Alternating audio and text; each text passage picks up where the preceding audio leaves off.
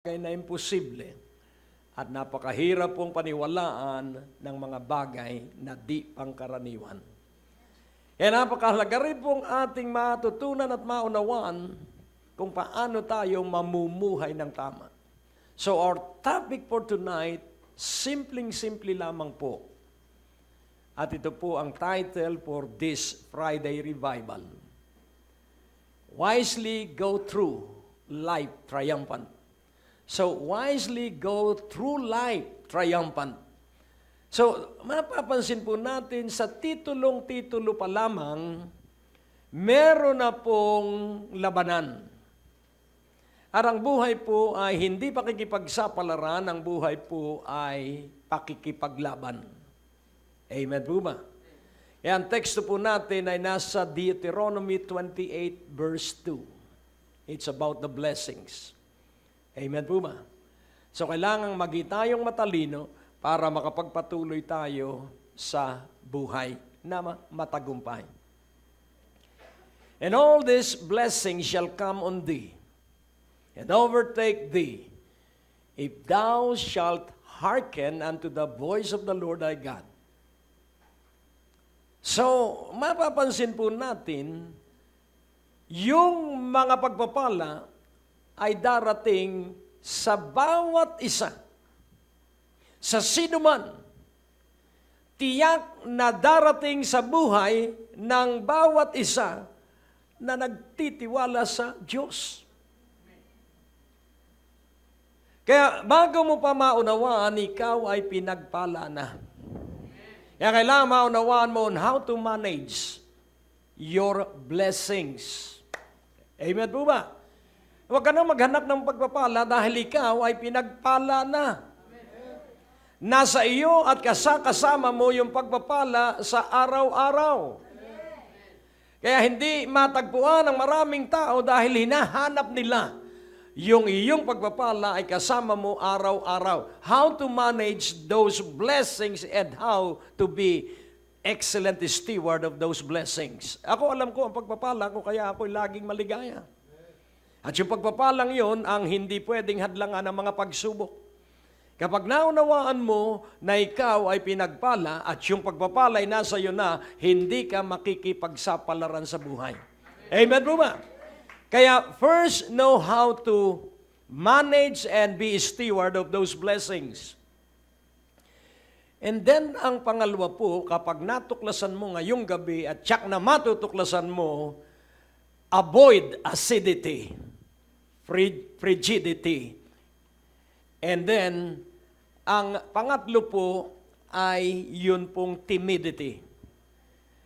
Tatlo pong tumutukoy sa isang behavior and attitude. Acidity, frigidity, and ano yung pangatlo? Timidity. So, atin pong unawain. And then magkakaroon ka, pag nagtagumpay ka po dito sa tatlong ito na sumisira at nagbibigay ng kabiguan sa tao, ikaw po'y magkakaroon ng generous living. At doon po sa generous living, doon po may mga himala at doon po nakikilos yung mga pagpapala. At yun pong generous giving ay meron pong qualification at description. Kaya ngayong gabi ito'y maunawaan ninyo at kayo'y hindi na magiging katulad pa nung dati at makakangiti ka. Pansinin po natin si Hesus Kristong ating Panginoon. Pumili ng 12 na puro masasama ang ugali. At kailanman hindi siya na-stress. Kaya naman masama ang ugali nila dahil itong 12 ito ay may sariling mga hangarin. Hello? At kailangan na sila'y ilipat doon sa isang hangarin at kailangan yung hangarin yon ay ang hangarin ng Diyos. Kaya kung papansinin po natin, hindi siya tumawag ng libo-libo o milyon-milyon. Ang tinawag niya ay 12 masasama ang ugali at pangkaraniwang tao. Praise God. Hallelujah. Kaya atin pong unawain, maging sa pagpapamilya, kapag ang ama at ang ina ay hindi marunong tumingin sa kaniyang mga anak. Isang payo po sa tatay at nanay, huwag kang magsasalita ng masamang salita kanino man sa iyong anak, anuman ang kanyang ugali. Sapagkat laging tandaan po natin, ang masamang salita ay laging naaalaala. Tingnan mo ang iyong katabi at sabihin mo, huwag kang magsasalita ng masama. Hello. Ang isa pong tatay at ang isa pong nanay ay pinag-aaralan ang kanyang mga anak. At ang mga anak ay pinag-aaralan din ang kanyang tatay at ang kanyang nanay. May dalawa pong pag-aaral. Amen po ba? Kaya nga ating unawain, masaya po ang pamilya. Kung maunawaan mo lamang ang tamang pagpapamilya, pero hindi po yun ang topic natin, bagamat Mother's Day na po sa May, at Father's Day sa June, at Grandfather's Day sa aywan kung anong buwan. Dahil basta pagkakaperahan, maraming paraan ang tao. Ang kulang na lamang ay Dog's Day.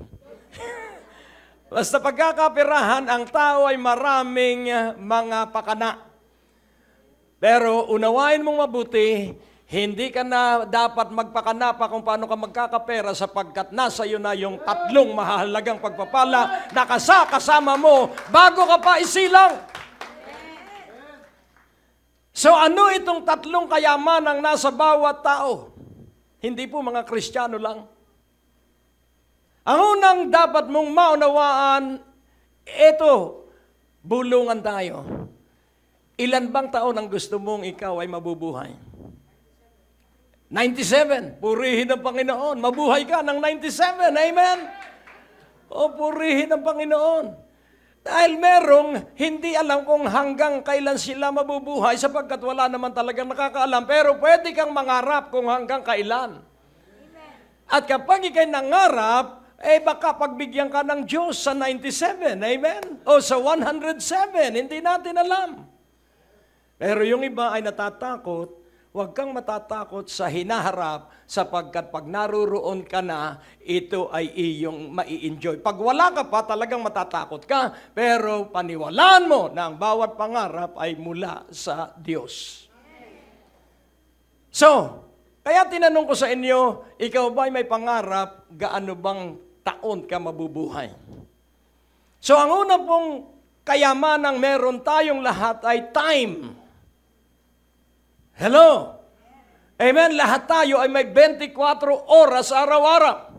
Ikaw po ba ay 25 oras ang iyong maghapon? Ako, 24 lang. So, kaya ang sabi ko sa inyo, how to manage and how to be steward of your blessings. These blessings will come upon you. These blessings shall overtake you. Laging unawain po natin, lahat po ng problema ay nakakonekta ay sa time. Lahat po ng pagpapala ay nakakonekta ay sa time. Lahat po ng problema ay nakakonekta sa time. All problems are connected with time. All blessings are connected with time. All trials are connected with time. Amen po ba? So atin pong unawain, kailangang magustuhan mo ang pagsubok. Kailangang maibigan mo ang krisis. Hello? Sapagkat yun lamang ang daan patungo sa kaginhawahan. Yun lamang ang daan patungo sa kaunlaran. Walang umunlad na hindi krisis. Walang nagtagumpay na hindi idinaan sa mga bingit ng mga panganib. Oh, purihin ang Panginoon. Another blessing that you have is talent. Kaya ka buhay, may talino ka.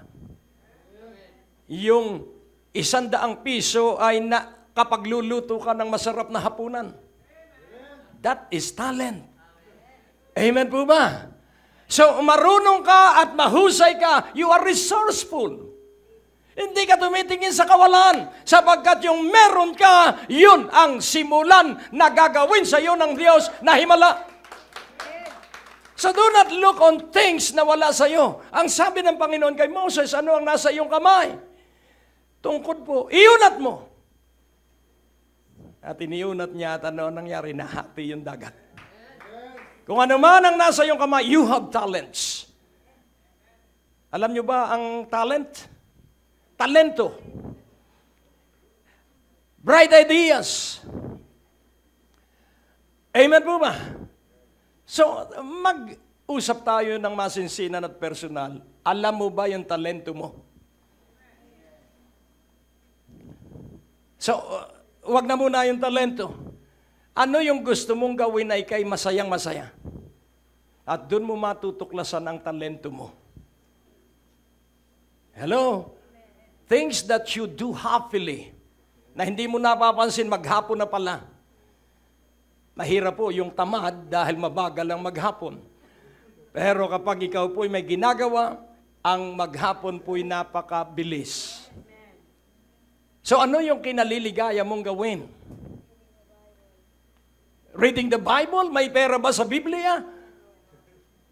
Pag hindi mo yan isinabuhay, walang pagpapala kung nagbabasa lamang tayo ng Biblia. Marami pong nagbabasa ng Biblia na namatay na mahirap.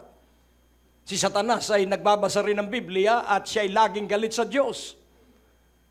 Hello? Kailangang isabuhay natin ang Biblia.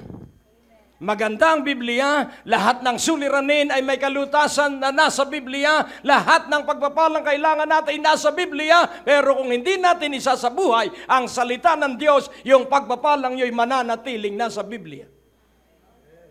Nakukuha niyo po ba? Kaya nga unawain mong mabuti na kailangang ikaw ay matuto na malaman mo yung mga pagpapalang nasa iyo na bago ka pa ipaglihi. You have time. You have talent. You have treasure. So ano po yung treasure mo? Where your heart is, where your treasure is, there will your heart be also. And what is our treasure? And who is our treasure? Jesus. Hello? Amen. Because Jesus is our treasure. So we are captivated. We are attracted to Jesus. At ang unang mangyayari, if you are attracted to the greatest treasure, magkakaroon ka ng fellowship. At sasabihin niya, anak, dito ka lumiko. Kapag ako ay nagmamaneho, anak, dito ka kumanan, anak, dito ka pumasok. Do not be in a hurry when you are catching an appointment. Mas madali pong makinig sa Diyos at makaaabot ka dun sa appointment. Maliban na lamang kung talagang ayaw mo na pumasok ng tama sa oras. Laging tandaan po natin, kung hindi ka man binabawasan sa opisina, sa langit, binabawasan ka sapagkat hindi natin nagagawa yung tama. Oh, purihin ng Diyos. So wisely, live throughout, triumphant. Magi ka pong matalino. You have time, you have talents. Talents, plural, you have treasure in Jesus Christ. In Jesus Christ, we have everything. We are blessed with all spiritual blessings in the heavenly places. So this blessing shall come to you. It shall overtake you. So if you don't know how to manage your time, tanungin mo yung katabi mo, ilang taon ka na? Sabihin. So kung siya ay 50 anyos na, ang problema mo pa rin ba'y pera? So kung pera pa rin ang problema ng tao, hindi niya nagagamit ng husto yung time, talent, treasure. Dapat hindi na natin problema ang pera kahit wala tayong pera. Hello? Hindi po ibig sabihin ng walang problema sa pera ay mapera. Hindi po. Hindi mo po problemahin ang pera sapagkat ang pera, hindi problema, ang pera ay solusyon. ang pera ay gantimpala. Hello? Amen. So money is a solution and money is a reward. And how shall you be rewarded? Di gawin mo yung talent mo. Amen. Purihin ang Panginoon. Magluto ka kung ano yung kaya mong lutuin and then manalangin ka sa Diyos kung paano mo ito palalakihin. Nakukuha niyo po. Basta ang para sa Diyos ay para sa Diyos. Ang araw na para sa Diyos ay para sa Diyos. Purihin ang Panginoon. So, walang mahirap dito. Sapagkat bawat isa sa atin, we have an equal share of 24 hours a day. Amen? Kung paano mo i-manage yung 24 oras mo. So mag-uusap tayo ng masinsinan bilang magkakapatid. Doon sa 24 na oras, ilang oras doon ang ginamit mo sa pagtulog? 20 oras?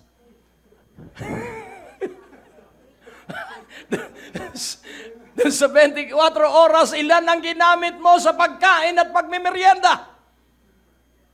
Yung matagal kumain ay walang gagawin, kaya tinatagalan ng pagkain at coffee break. Hello? At yung ayaw pumasok ng maaga sa opisina ay kumukuha ng lugar na matraffic. Para lagi siyang may dahilan na traffic kasi. 20 taon na laging nata-traffic. Malaki ang problema. Wala sa traffic, nasa tao na ang problema. Amen. At sasabihin, hindi siya napagpapala. Kaya 50 anyos na, pera pa rin ang problema dahil hindi niya inayos yung kanyang puso. At yung kanyang pag-iisip. Nakukuha niyo po. Dapat ang mga anak ng Diyos ay pinagpala at matagumpay. Purihin ng Panginoon. Dress right kahit wala kang pera. Amen? Kahit naglalakad ka, pag nakita ka ng mga kaibigan mo noon, ba't naglalakad ka? Exercise, good for health. Pero hindi alam na ang pera mo ay kapos. Huwag mo sasabihin na hihirapan ka. Never complain to man. Tatawanan ka lang. Amen? Purihin ng Panginoon. Kahit pagdalo mo sa simbahan, kahit 25 yan, kumuha kang sobre, nakatakip naman, ihulog mo. Huwag kang mananatili sa iyong upuan. Nakukuha niyo po. Nakukuha niyo po na kayo'y pinagpala at kailangan isabuhay mo yung iyong mga pagpapala. Gamitin mo yung time, treasure, and talents. Purihin ng Panginoon. Ang Diyos po ay napakabuti. Hindi ka makukuba. Hindi na pera ang magiging problema mo. Huwag kang, kailangan laging straight. Ano po, laging chest out. Hindi stomach out. Chest in. Glory! Ang Diyos po ay napakabuti. Amen? Kaya kailangan, dahil ang isang tao pong maunlad ay may oras ng pagtawa. Amen? At pag minsan ang tinatawanan niya yung kanyang sariling kapalpakan, pag hindi mo matawanan ang iyong kabiguan, talo ka. Puri. A sumptuous laugh is necessary for life. Ang Diyos po ay napakabuti. Ikaw po ang titingin at gagamit sa kung ano ang meron sa iyong buhay. Purihin ang Diyos. Mula sa wala, magkakaroon ka. At mula sa pagkakaroon mo, uunlad ka. Pero, kailangan po na may gagawin pa rin tayo. Mag-desire tayo na lagi tayong magtagumpay. Desire beforehand that you are going to win. Before working, desire in your heart that you are going to win. Bago ka trumabaho, maniwala kang ikaw ay magtatagumpay. Sapagkat bakit ka gagawa kung ikay nagdududang ikay magtatagumpay? Hello? Kaya paniwalaan mo, pag ikay gumawa, ikaw ay magtatagumpay sapagkat kapag tamang ginawa mo ang dapat mong gawin, So right doing, right timing, and right way of doing the right thing, you will be successful. Oh, ang Diyos po, I'm so excited. Kaya nga po, alam nyo, ang gusto ng Diyos, lahat tayo ay nakasuko ng buong buo, 100% consecration to God. Yun bang buhay mo ay consecrated to God 100%? Alam niyo po ba yung consecrate? Yung inilagay mong lahat buong buo. Tinalikdan ni Moses ang Ehipto. Hello? Tinalikdan ni Joseph ang sama ng loob. At sinunod niya ng lubusan ay ang Diyos. Nag-ipon ng kayamanan si David para maitayo ang bahay ng Diyos kahit hindi siya ang magtatayo. That is total consecration. Hindi mahalaga kung sino ang gagamitin ng Diyos. Ang mahalaga ay sinunod natin yung ipinagagawa sa atin ng Diyos. Kaya nga ating unawain, wisely go through life triumphant. Kaya kailangan maging matalino ka na makapagpatuloy ka sa iyong buhay na matagumpay. Triumphant. Yung word pong triumph, ang ibig sabihin ay may labanan. At ang unang labanan ay sa isipan. Kaya napakahalaga, you have to believe and be excited that you will always win when you work. Amen? So, ang nais kong inyong maunawaan, the surest way to failure is acidity, frigidity, and timidity. Ulitin kong muli. Acidity, frigidity, and timidity. Ulitin kong muli. Acidity. Frigidaire. So ano ang ibig sabihin ng frigidaire? Malamig. So, frigidity. Amen. So, ang acid po ay lagi na lamang may pintas. Hindi po ako tumutukoy sa sino man tao. Ito po ay aralin na dapat na inyong marinig at maisabuhay. An acid person has negative thoughts all the time. Na kapag nag-uusapan tungkol sa gagawing proyekto, ay hindi magtatagumpay yan. Naku, wala tayong pera. Those are acid people. Hello? Tingnan mo ang iyong katabi, sabihin mo, hindi ako yun. So, acid people are controlled by negative thoughts. Acidity is negative thoughts. Hindi naniniwala na siya'y magtatagumpay. Hindi naniniwala na siya'y makakaahon. Hindi naniniwala na siya'y makakabangon. Hindi naniniwala na siya'y magkakaroon pa ng panibagong sigla at tagumpay sa buhay. Laging tandaan mo, habang ika'y buhay, ikaw ay malaki ang pag-asa na maiangat ng Diyos. As long as you are alive, you will flourish in the court of the Lord. Amen? Kaya nga, pansinin po natin, hindi alam ng ating pastor na ang mensahe ay blessing at ang kanyang sinasalita kanina ay about blessing. So, he is doing his homework to know the heartthrob of God. Because I seek first the heartthrob of God so that I can receive what He desires to be preached or teach. Kaya nga unawain po nating mabuti, sino naman po ang frigid? Ito po yung mga malalamig sa pananampalataya. Sino po yung malalamig? Ito po yung kumukuha muna ng ebidensya. Mangyari muna bago ako maniwala. So, cold people are those who require an evidence. Ang timid people ay yun pong mga duwag. Ayoko baka tayo mabigo. Ayoko baka tayo malugi. Ayoko baka tayo ay mabaon sa utang. Ito po ang sasabihin ko sa inyo. Kung ikaw ay nasa kalugihan ngayon, ang pinakamaganda sa iyo na aking pararangalan ngayon, ikaw ay mas matapang kaysa maraming tao. Ulitin kong muli, kung ikaw'y nabigo, kung ikaw ay nabaon sa utang, ang pinakamahalaga, ikaw ay matapang. Hello? Hindi ko po sinabing mangutang ka ng mangutang. Ang sabi ko po, yung pangarap mo ay iyong sinagawa, at kung ikaw may nabigo, laging tandaan mo, first chapter pa lamang po yan ng iyong successful life. Amen po ba? First chapter. Meron pa pong second. Amen? So kung ang first chapter mo ipagkalugi, ang second chapter mo, how to go on with those bankruptcy or whatever. So ang second chapter mo ay kung paano ka makakabangon.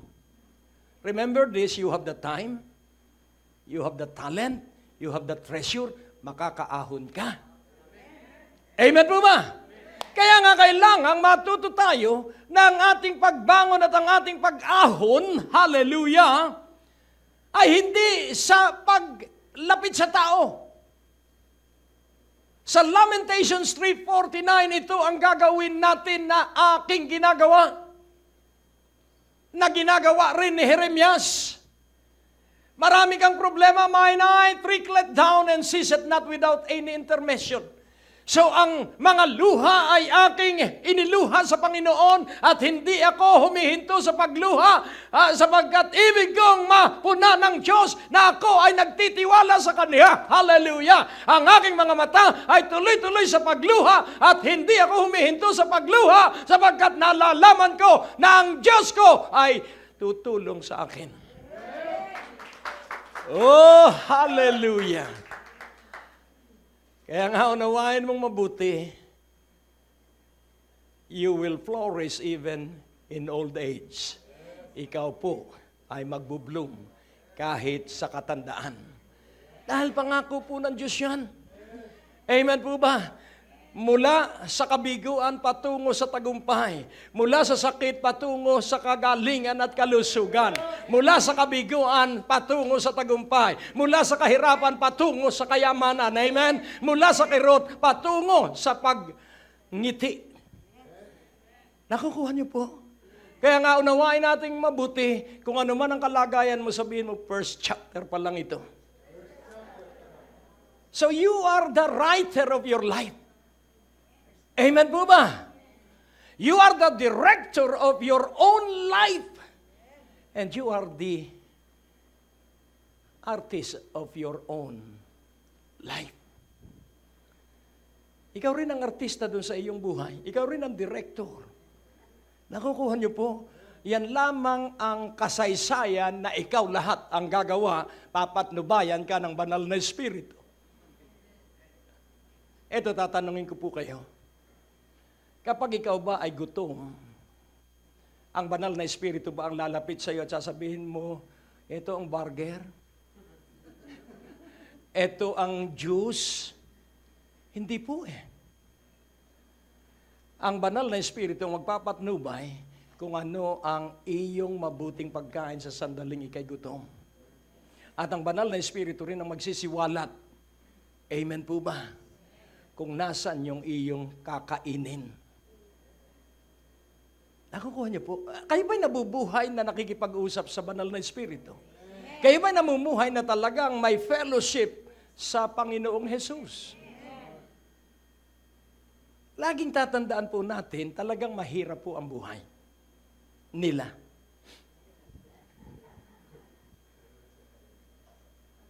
Pero pag natuto ka po sa isang buhay na relasyon sa Diyos, at hindi ka na naririnigan ng kakapusan.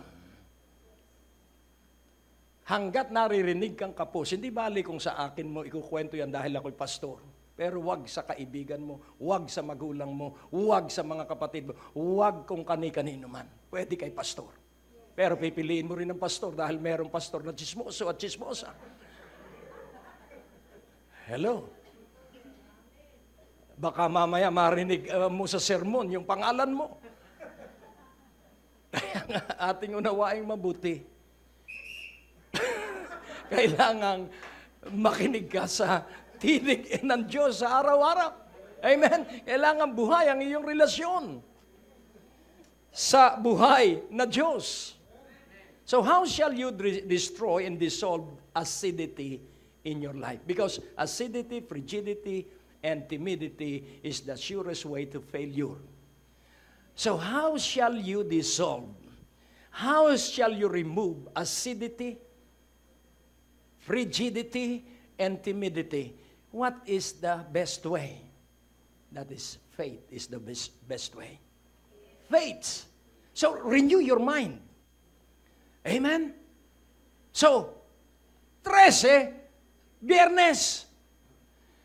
Kaya kapag hindi nagbago ang isipan, nako, sa isang Friday na siya dadalo dahil at 13 Friday.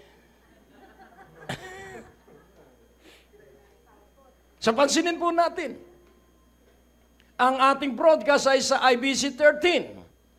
Ikinasal kaming mag-asawa September 13, sapagkat alam ko ang 13 ay nakakulot, kaya ang kulot ay pinagpalang letra. Amen? Hallelujah. Ito ay isa na namang paniniwala. Pero ang katotohanan, ang Diyos ang may likha at idinikta niya ito sa tao kung ano ang 1, kung ano ang 2, kung ano ang 3, at pag pinag-combine ang 1 at 2 ay 12, at 1 at 3 ay 13, at 3 at 1, 31. Pero the same 13, yung 31. Amen? Pero nais ko pong ipaunawa, wala po sa numero ang pagpapala na kay Hesus Kristo ang pagpapala. At wala din sa kung anong araw ang pagpapala, sapagkat ang pagpapala ay si Hesus Kristo. We have the treasure, and the treasure is Jesus Christ. Oh, purihin ng Panginoon. Ikaw ba marunong umiyak? Hindi po yung iyak na artista. Ang isa pong nag-iiyak-iyakan ay yung nakakapag-shift ng emosyon. Yung iiyak at tapos pag nagtawa na ay katawa na rin. Hindi po tunay na pagluha yun. Yung isa pong tunay na lumuluha ay hindi mo mababago yung kanyang damdamin at emosyon. At yung tunay na lumuluha, makikita sa kanyang mukha yung kalungkutan. Yung nagluluha-luhaan, makikita mo mamaya, at yung nagkakape na. Yun pong tunay na nagdadalamhati, hindi mo po yan mapapakain. Pero yung nagdadala-dalamhatian, bigyan mo ng pagkain at sasabihin, ayaw na pero pakabig. Magmerienda ka muna, huwag na. So, magi po tayong totoo. Consecrate your whole life unto God. So, to dissolve acidity, change your thought life. Remove negativity. Kahit wala kang trabaho, kahit ikaw ay baon sa utang, alisin mo ang isipan na hindi ka makakabayad. Alisin mo ang isipan na hindi ka magkakapera at palitan mo't halinhan mo ng pag-iisip that through our God you shall do valiantly, that your God will supply all your need according to His riches and glory, that your shepherd will bring you to a life of no lack and no wanting. Huwag kang titigil doon. Amen? Enjoy your food kahit na kanin lang yan at wala kang ulam. I-enjoy mo yung pagkain mo at pag nakita ng Diyos na ikaw ay natuto na, saka ang Diyos magpapadala ng muling kasaganaan sa iyo sapagkat dinala tayo sa kalagayan. Ano man ito para tayo iangat, hindi para sirain. Walang plano po ang Diyos na paninira. Ibinigay niya nga ang kaisa-isa't bugtong niyang anak. Nakukuha niyo po? Pwede kang bigyan ng magandang bahay. Pwede kang bigyan ng magandang sasakyan. Kaya gamitin mo yung iyong talento. Alam niyo ba, yung talento mo, may talento ka, hindi pwedeng wala. Sabihin mo sa iyong katabi, may talento ka. Ipagdiinan mo, may talento ka. So faith stimulates positive emotion. Doubt constantly feeds negative emotions.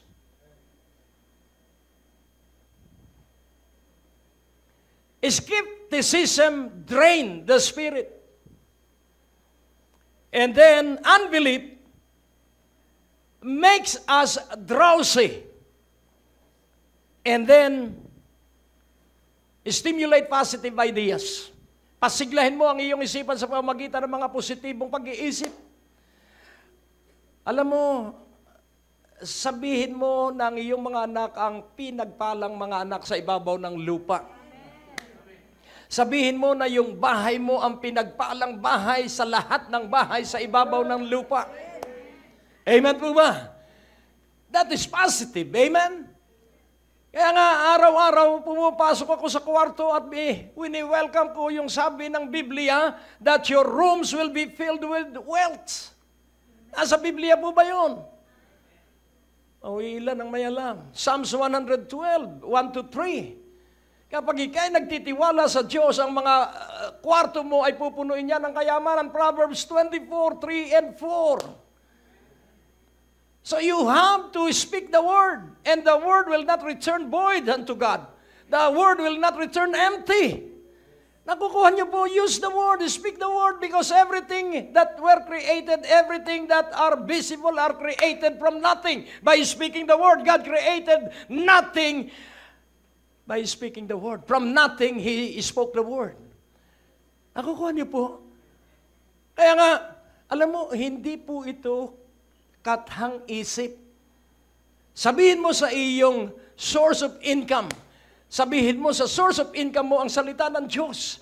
God is Jehovah Jireh. Hello? It's not the job, it's God who will provide. It's not the job, it's God who make us rich. Amen? Hindi po ibig sabihin tayo'y tamad. Hindi po tayo tamad. Tayo po'y masipag sapagkat tayo nagtitiwala sa Diyos. At dahil tayo nagtitiwala sa Diyos kahit na anong ipinagagawa ng Diyos, so yun po ang isang katibayan. An obedient life will always receive blessing. An obedient life will always be successful. Amen po ba? Si Jesucristo mismo ay nagpakita ng pagkamasunurin kahit ito ay ang kanyang pagkapako sa krus. Kaya nga unawain mong mabuti ano ang pinagagawa sa iyo ng Diyos sa iyong kalagayan ngayon. Sundin mo ang Diyos. Because if you are obedient, then God will go with you. If you are obedient, then God will lift you up. If you are obedient, God will exalt you. If you are obedient, you shall partake the best of the land. O, purihin ng Panginoon. So mahirap po bang mabuhay? Hindi. Madali po ang buhay dahil kung mahirap, ay patay na tayong matagal. Satan came to steal, to kill, and to destroy. But I came to give you life and have it. To give you life and have it more. More. Tingnan po natin sa John 10:10. John 10:10. Oh, sabihin mo, oh, purihin ng Diyos. The thief cometh not. So walang ibang layunin ang magnanakaw, siya dumating para lamang magnakaw. So the thief cometh not but for to steal. So sino ang nagnakaw ng iyong kabuhayan? Hindi po ang Diyos. Sino ang nagnakaw ng kalusugan ng isang tao? Hindi po ang Diyos. Sino po ang magnanakaw? The thief cometh not. So, yun pong mga kapayapaan, yun pong kagalakan, ay huwag mong hahayaang nakawin sa iyo. At nakapagnanakaw ang magnanakaw kapag ikaw ay naging negatibo ang isipan. Basta sabihin mo, ako'y mahal ng Diyos. I am alive today because of the constant love of God and because of the faithfulness of God. Ako'y buhay dahil sa ang Diyos ay tapat ang kanyang pag-ibig at ang katapatan ng Diyos ay walang hanggan at walang ubos ang kanyang biyaya. Saan manggagaling ang biyaya? Saan manggagaling ang kapanatagan? Sa Diyos. O purihin ng Panginoon. So the thief cometh not but for to steal and to kill and to destroy. I am come. Jesus is saying, I am come that they might have life. You have that life. You have that life. You, each one of us has that life. And that life will be increasing more abundantly. And what is the life of Jesus? The life that is victorious. The life that is triumphant. What is the life of Jesus? The life that is so obedient to His Father. So when you obey the Father, you will obey Him more. Amen. Amen. When you serve God, you will serve Him more than ever. Hallelujah. When you believe God, you will believe Him more than yesterday. That is the more abundant life.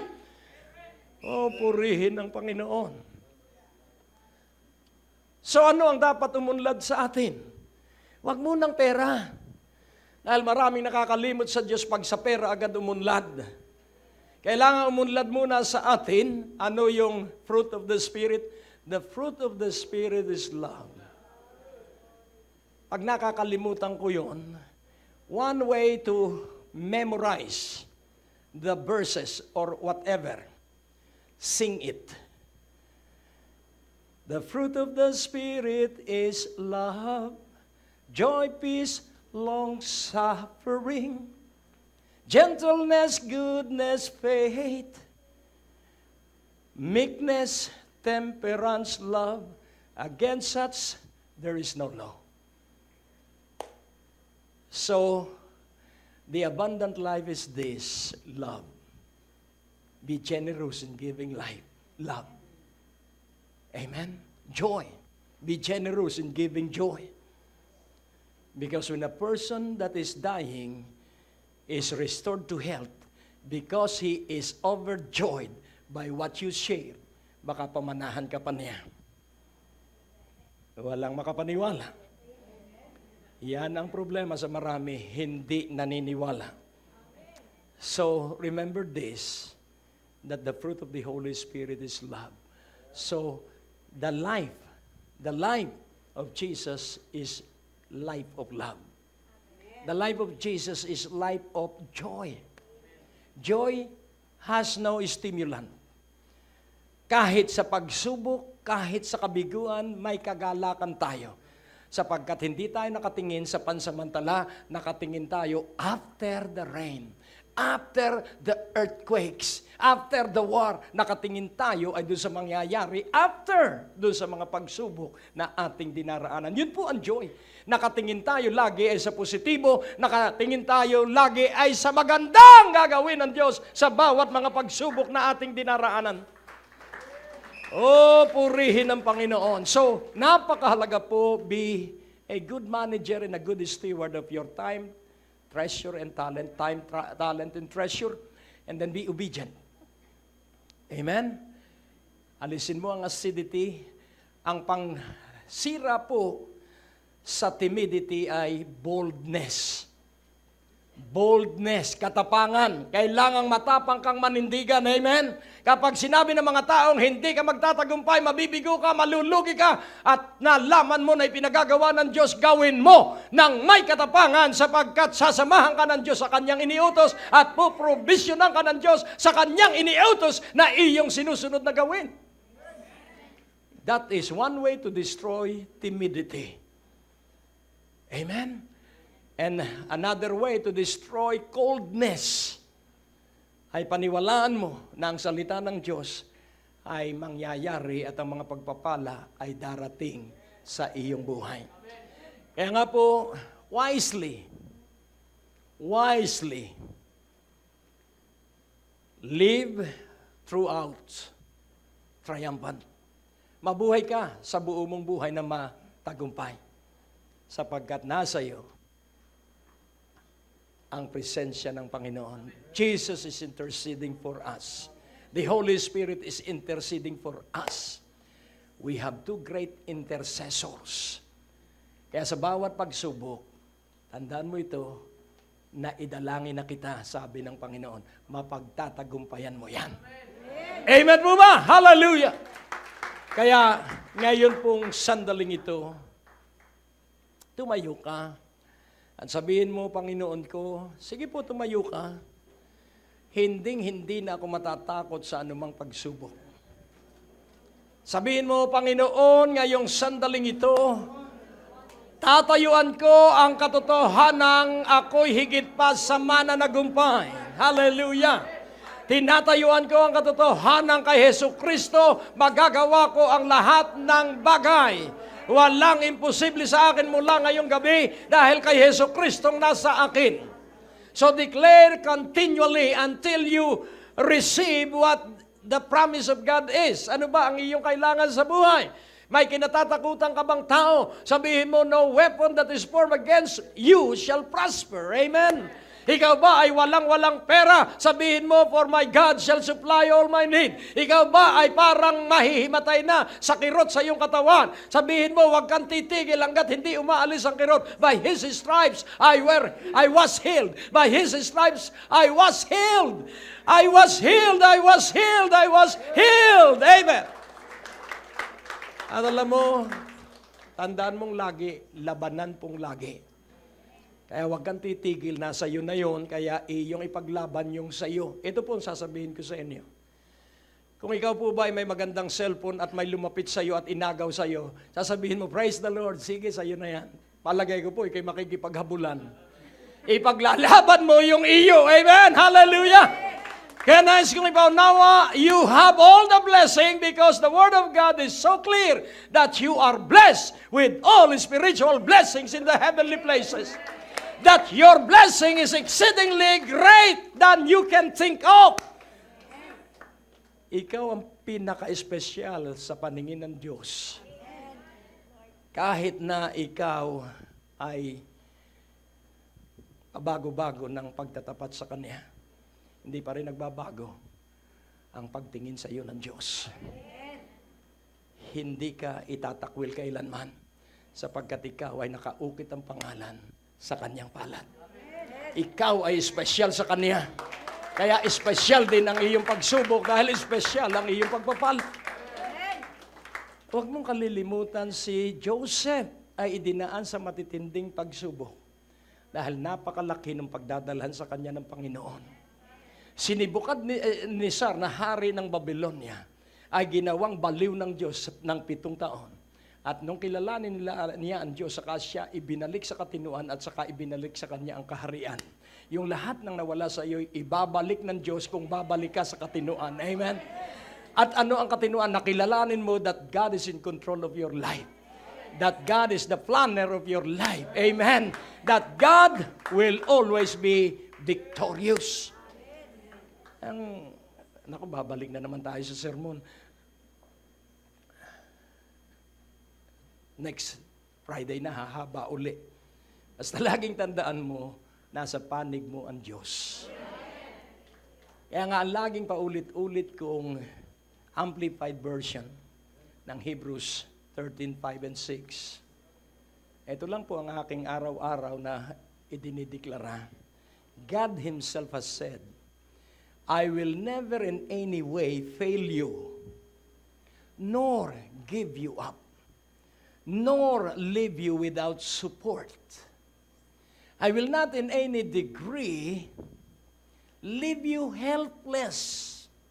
I will never forsake you. I will never let you down. Mismong Diyos na nagsabi. Kaya nakadipa ako at isa-isang tumataas ang daliri ko. God Himself has said, God Himself has said, ganito pa ako kung magbilang. God Himself has said, God Himself has said. Pag natapos ko, ito naman ang tataas at hanggang 10 daliri nakataas every day. Kaya lahat ng suporta dumarating sa aking buhay. Amen po ba? Lahat ng kaginhawahan ay nararanasan ko. Lahat ng kapayapaan sapagkat ang layunin ng tao ay magkapera para magising mapayapa. Ang layunin ng Diyos, siya lamang ang panggagalingan ng kapayapaan at ang pera ay kanyang gantimpala sa may kapayapaan. Kaya ngayong gabi sabihin mo, Diyos ko, ibig ko po ang iyong kapayapaan. Hindi ang kapayapaan ng daigdig. Ang iyong kapayapaan, ang ibig ko na ibigay mo sa akin ngayon. At ito po'y sapat na at magbubukas ang aking puso't isip at makikita ko ang mga napakaraming oportunidad na nakapaligid sa akin. Sa iyo po ang lahat ng papurit kaluwalhatian. In Jesus' name, and everyone shout, Amen. God bless. So